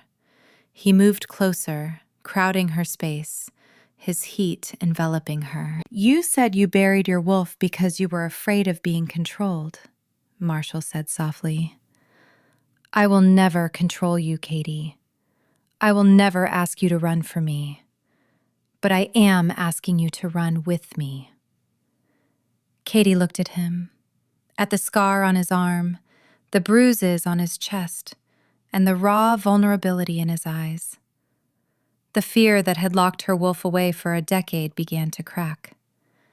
It wasn't a shatter, it was a melting. I'm tired of running alone, she whispered. Chapter 20. The kiss wasn't tentative. It was a collision. Marshall's lips crashed onto hers, tasting of tea and wood smoke. It was the culmination of 2 years of silence and 3 days of terror. Katie made a small noise in her throat, her hands tangling in the soft wool of his hoodie, pulling him closer. The bond, which had been a persistent tug in her chest, suddenly snapped into place. It was a physical sensation, like a disjointed bone popping back into its socket. It was relief. It was rightness. Marshall pulled back slightly, his forehead resting against hers, his breathing ragged. Katie, he rasped, if we do this, if I mark you, you are tied to me, to the pack, to the war with Lucian. There is no going back to the archives. I was tied to you the moment I hip-checked that car door, she breathed. She reached up and traced the line of his jaw. I'm not going anywhere, Marshall. Mark me. Marshall let out a growl that vibrated against her ribs. He stood up, scooping her into his arms as if she weighed nothing. Katie wrapped her legs around his waist, burying her face in the crook of his neck, inhaling the scent of rain and sandalwood. He carried her toward the back of the cabin, to the small alcove hidden behind the heavy velvet curtain. He paused, looking back at the rug. Bones was fast asleep on the yellow duffel bag, snoring softly, wearing his navy cashmere turtleneck. Marshall reached out and slid the wooden door to the alcove shut, latching it with a definitive click. Inside the small room, the air was cool, but they brought the fire with them. Marshal laid her down on the thick, wool-filled mattress.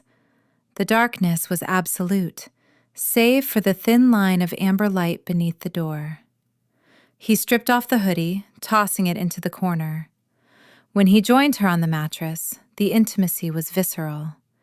He was careful with her, treating her skin like it was the most precious parchment in her archives.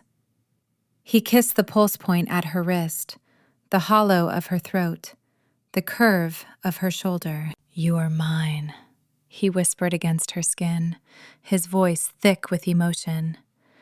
"And I am yours. No more hiding." For Katie, it was a reclamation. Her previous Alpha had made intimacy feel like a transaction, a demand of submission.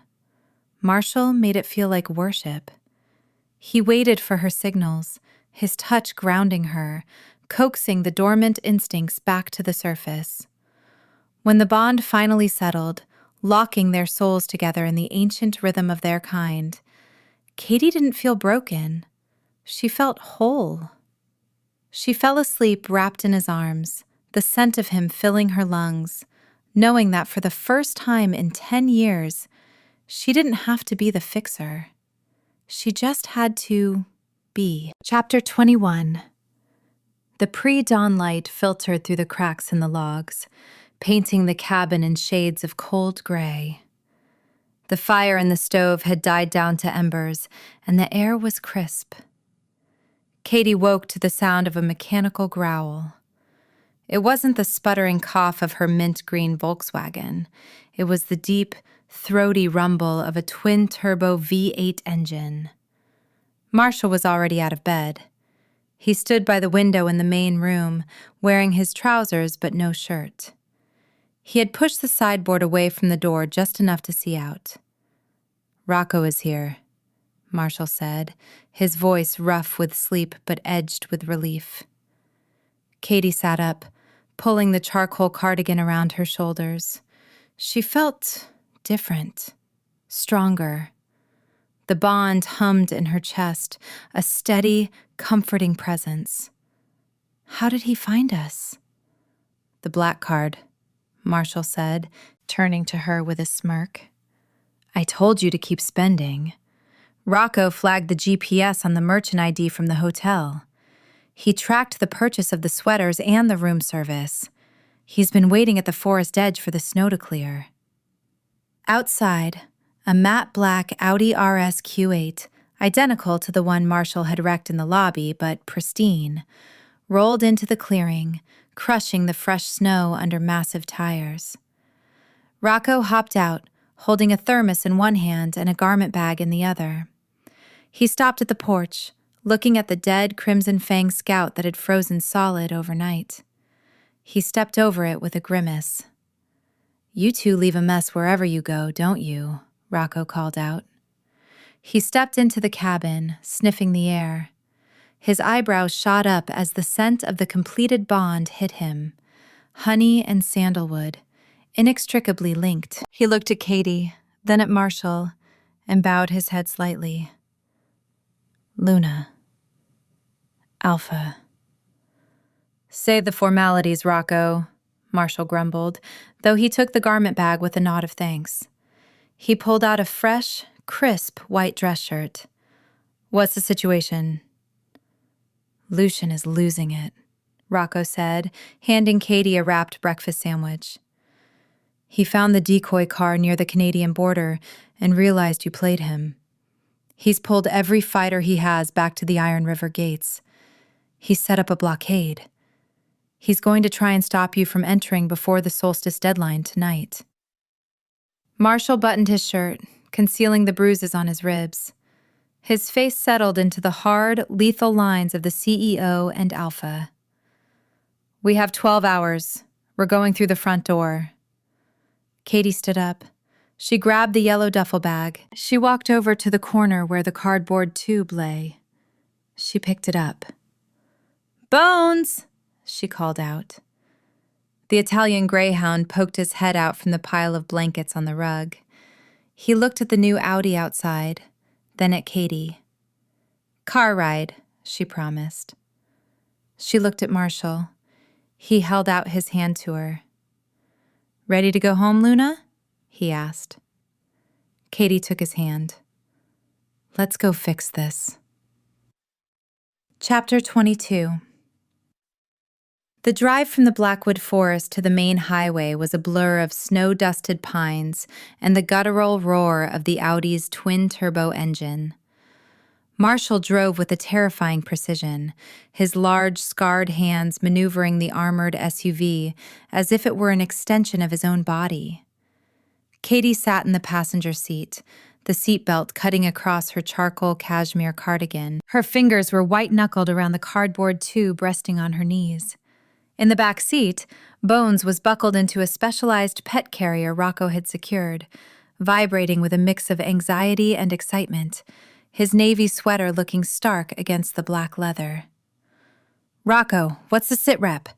Marshall barked into the hands-free system. Rocco's voice crackled through the speakers. He was driving a heavy-duty security truck flanking them half a mile back. "Lucian has completely blocked the Iron River Bridge. He's parked 2 18-wheelers sideways across the span. It's a wall of steel, boss. He's got foot soldiers with crossbows stationed on the roofs." "He's expecting us to stop and negotiate," Marshall said, his jaw tightening. His slate-gray eyes flicked to the digital speedometer. They were hitting 90 miles per hour. "He thinks this is a boardroom meeting." "Is it?" Katie asked, her breath hitching as the bridge came into view. It was a massive concrete structure spanning the churning, icy waters of the river.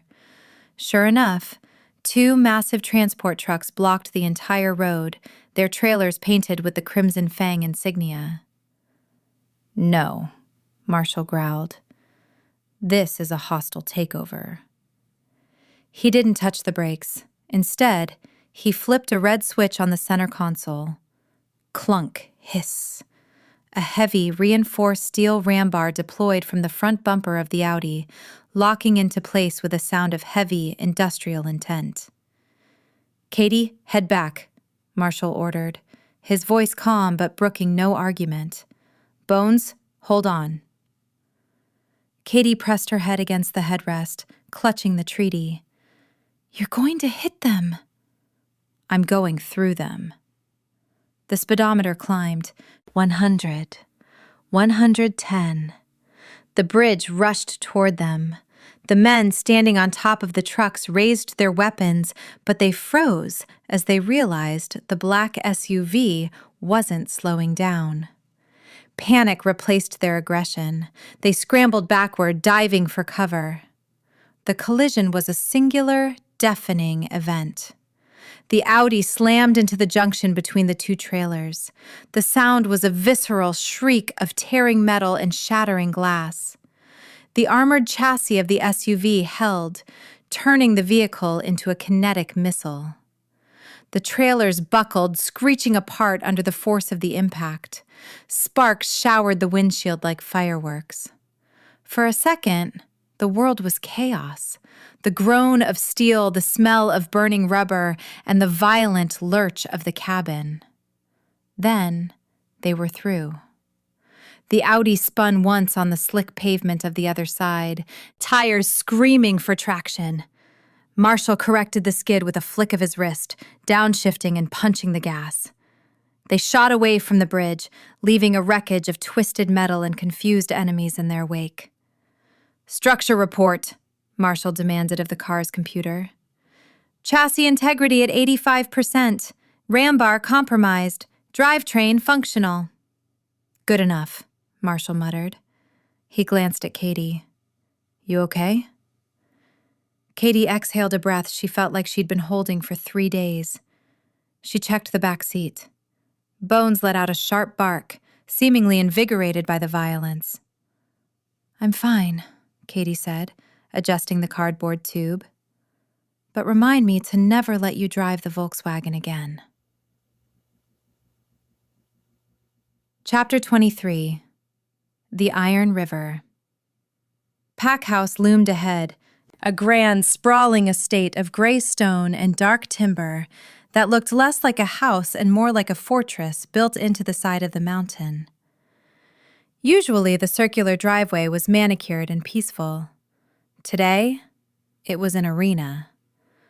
Lucian stood at the base of the wide stone steps, flanked by a dozen suited lawyers and neutral council elders who had been summoned to witness the forfeiture.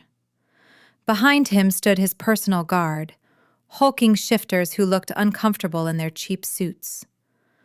Marshal drifted the battered Audi into the center of the driveway, gravel spraying like buckshot. He killed the engine. The silence that followed was heavy, broken only by the ticking of the cooling metal. "Stay in the car until I signal," Marshal said softly. He looked at Katie, his gaze lingering on her face. "Trust me." He stepped out. The driver's side door was dented, but he opened it with a kick.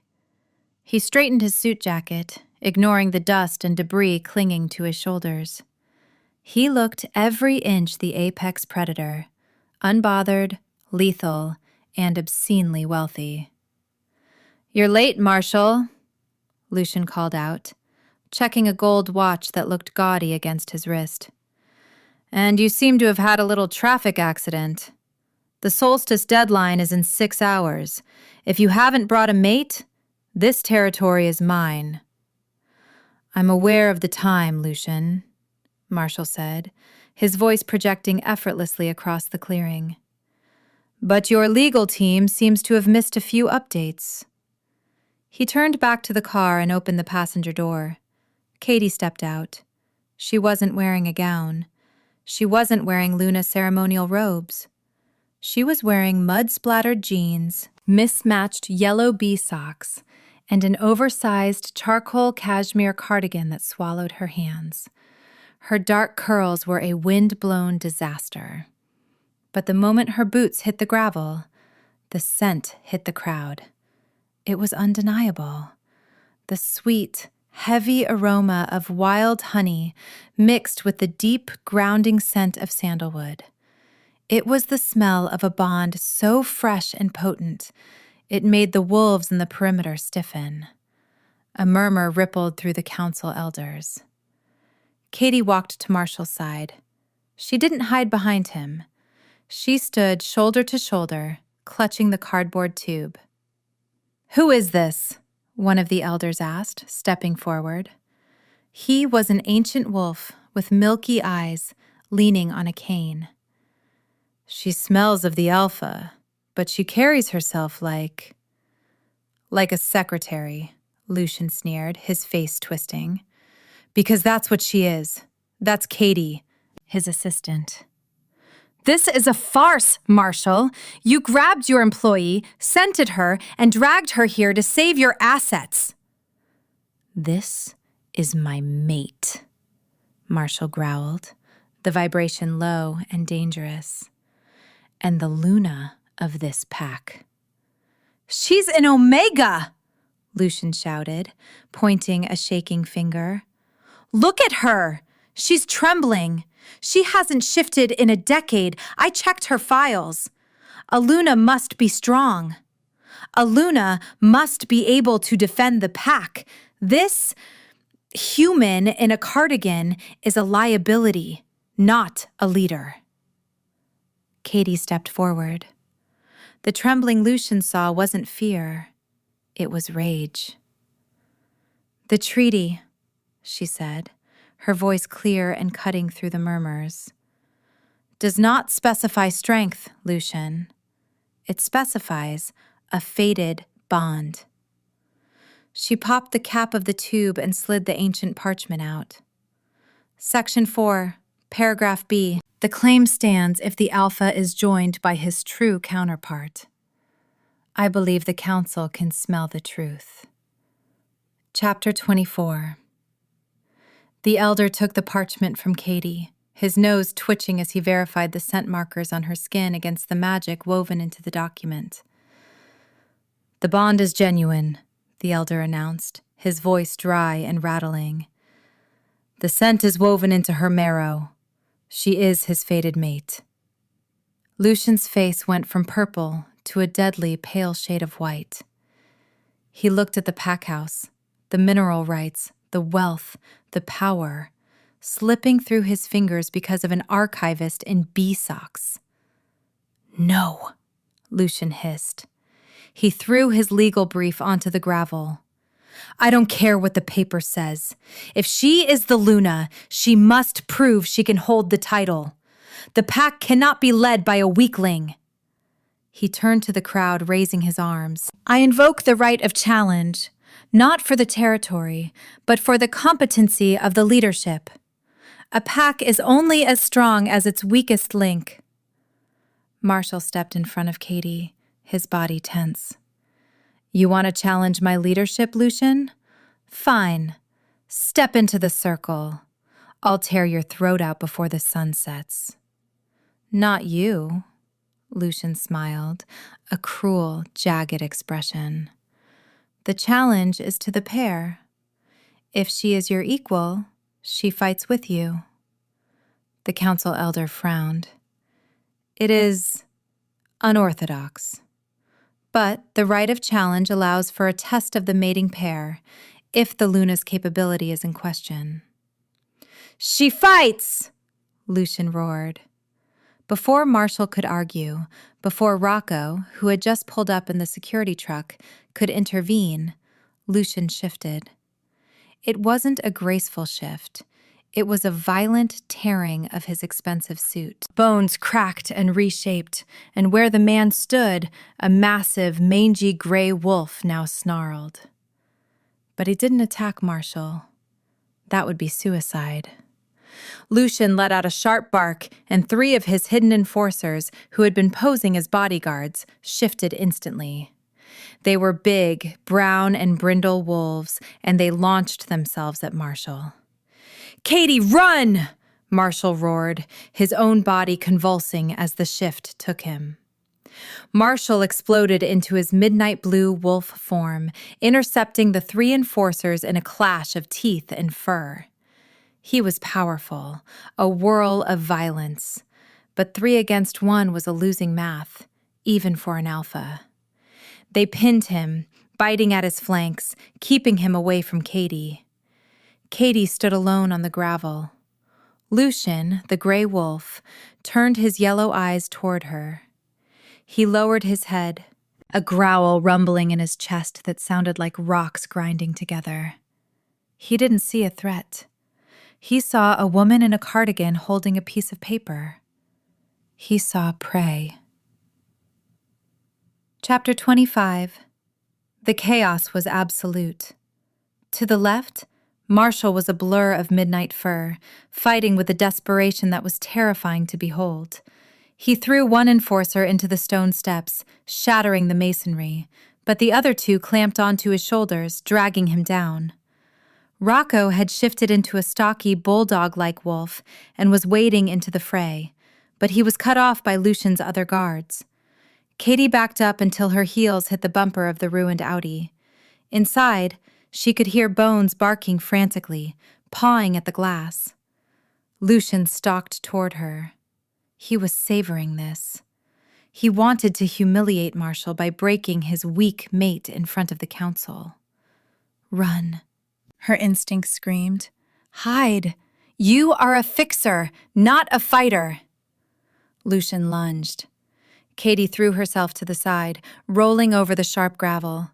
The gray wolf's jaws snapped shut on the empty air where her arm had been a second ago. He turned, faster than she expected, and swiped with a massive paw. The blow caught her shoulder, shredding the charcoal cashmere cardigan and sending her sprawling into the dirt. Pain, hot and sharp, flared across her skin. "Get up, Katie!" she screamed internally. Lucian loomed over her, drool dripping from his muzzle. He wasn't going to kill her quickly. He wanted to toy with her. He snapped at her boot, dragging her a few inches. She looked across the driveway. Marshal had thrown off 1 attacker, but another had clamped onto his hind leg. His eyes, those slate-gray eyes, locked onto hers. They were wide with terror. He let out a howl of pure anguish, a sound of an alpha watching his heart get ripped out. That sound broke something inside Katie. It wasn't fear that broke. It was the lock she had placed on her soul 10 years ago. She saw the fire poker in her mind, the tool she had used because she was afraid of herself. She saw Marshal's hand, cut and bleeding because he tried to protect her. She saw the way he looked at her, not as a liability, but as his equal. I am not broken, she thought, the heat rising in her chest like a furnace. I am not a victim. I am the Luna of Iron River. Lucian lunged for her throat. Katie didn't flinch. She didn't reach for a weapon. She reached inside. The dormant wolf, the one she had buried under spreadsheets in silence, woke up. And she was furious. The air around Katie shimmered with heat. Her bones popped, a sound that echoed louder than the growls in the clearing. Lucian hesitated, his ears flattening. He smelled it. Not the scent of a frightened human, but the scent of sulfur and burning pine. Katie screamed, but it shifted into a howl that shattered the glass windows of the pack house behind them. Chapter 26. The transformation wasn't painful. It was a release. For 10 years, Katie had treated her wolf like a prisoner, locking it behind walls of fear and administrative efficiency. But as Lucian lunged for her throat, those walls didn't just crumble, they vaporized. Her bones rearranged with a sound like cracking ice, but there was no agony, only power. Her shredded jeans and camisole fell away as fur, thick, lustrous, and the color of dried paprika and autumn leaves, burst through her skin. She wasn't the small, submissive Omega Lucian expected. She was something else entirely, something forged in suppression and ignited by rage. She was a red wolf. Rare, fast, vicious. Lucian's jaws snapped shut on empty air. Katie wasn't there anymore. She was a blur of copper motion darting under his massive gray bulk. She didn't go for his throat. She wasn't big enough to win a contest of strength. She went for his mobility. With a snarl that sounded like tearing metal, Katie sank her teeth into Lucian's left Achilles tendon. The gray wolf howled, a sound of shock and searing pain. He buckled, his back leg giving way. Across the driveway, Marshal, the Midnight Terror, heard the howl. He looked up from under the pile of 3 enforcers. He saw the flash of red fur. He saw his secretary taking down an alpha. The sight broke him. Not in a bad way, but in a glorious, terrifying way. He roared, a sound that shook the windows of the pack house and finally threw the enforcers off him as if they were made of straw. He didn't care about his bruised ribs. He didn't care about the odds. His mate was fighting. Marshal crossed the distance in 2 bounds. He didn't attack Lucian. Katie had him handled. He intercepted the 3 enforcers who were scrambling to help their fallen leader. Katie released Lucian's ankle and scrambled back, her claws scrabbling for traction on the gravel. Lucian snapped at her, his yellow eyes wide with madness, but he couldn't put weight on his leg. He was crippled. I am the fixer, her wolf thought, a clear, sharp voice in her head. And you are broken. She lunged again, this time feinting left and snapping at his nose, drawing blood. She was faster than him, smarter. She led him in a circle, bleeding him, tiring him, while Marshal dismantled his guards one by one with brutal, efficient violence. Inside the wrecked Audi, Bones the Italian Greyhound was going absolutely feral. He threw himself against the glass, barking a high-pitched war cry, vibrating so hard in his navy cashmere sweater that he was a blur of gray wool. He was helping. In his mind, he was the third wolf. Lucian collapsed, panting, bleeding from a dozen nips in the ruined tendon. He looked up to see the red wolf standing over him, her amber eyes glowing. Behind her, the midnight blue wolf stood amidst the unconscious bodies of the enforcers, his chest heaving, blood dripping from his muzzle. The two wolves flanked the fallen Alpha, red and blue, fire and shadow.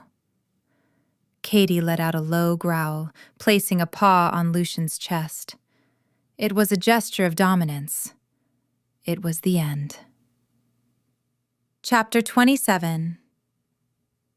The sun had dipped below the horizon, plunging the driveway into a bruised purple twilight. The silence that followed the battle was heavy, broken only by the whimpers of the defeated Crimson Fang wolves. The council elders, who had watched the entire spectacle from the safety of the stone steps, were stunned silent. The lead elder, the one with the cane, slowly began to clap. It was a dry, rhythmic sound. "The challenge is met," the elder announced, his voice trembling slightly. "The pair stands. The territory belongs to Iron River." As if on cue, the sound of sirens cut through the air. But it wasn't the police. A fleet of white vans emblazoned with the medical cross and the Iron River crest swarmed up the driveway. The pack healers. They moved with military precision, swarming the injured. Katie felt the adrenaline crash hit her like a physical blow. The rage evaporated, leaving her trembling and exhausted. She looked at Marshal. He nudged her shoulder with his massive head, purring that deep, biological rumble that vibrated in her bones. She let go. The shift back to human form was slower, harder. She collapsed onto the gravel, the cold stones biting into her skin as the fur receded. She was naked, shivering, and bleeding from the slash on her shoulder where Lucian had struck her before she shifted. "Cover her!" Marshal's voice roared. He had shifted back already, Alphas were always faster, and was wearing a pair of scrub pants a healer had thrown at him. He ripped the jacket off a nearby lawyer, who didn't dare object, and draped it over Katie. He scooped her up into his arms, ignoring the healers trying to check his ribs. "I'm okay," Katie whispered, her teeth chattering. "Did we win?" "We won," Marshal said, pressing a kiss to her sweaty, dirt-streaked forehead. "You bit his tendon, Katie. You crippled an Alpha." "He was trying to ruin my sweater," she mumbled, burying her face in his neck. "That was cashmere." Marshal laughed, a rusty, incredulous sound. He carried her toward the waiting ambulance van. "I'll buy you 1,000 sweaters. I'll buy you a sheep farm. Just let the healers look at that shoulder."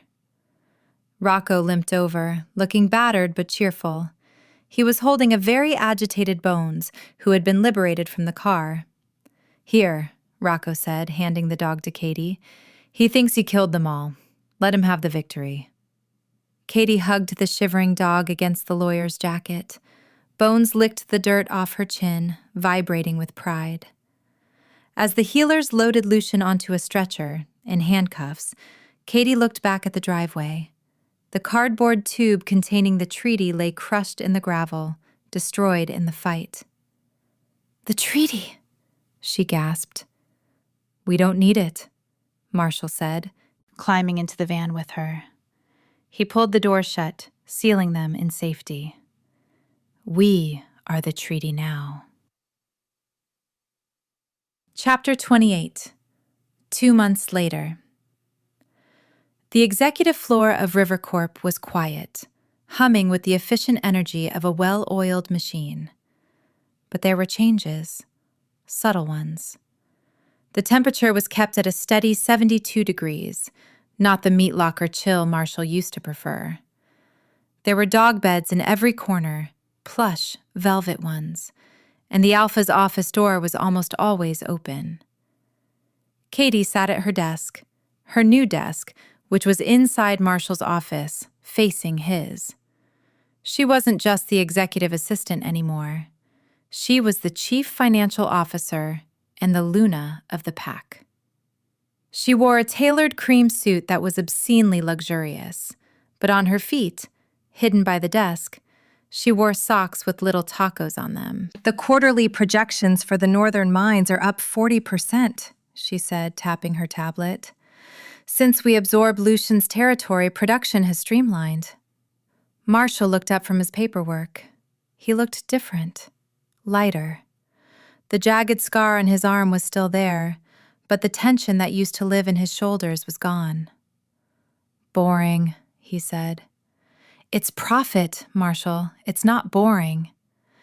It's boring because you're too far away, he countered. He stood up, walking around the massive mahogany desk. He leaned against the edge of hers, trapping her between his arms. Lunch?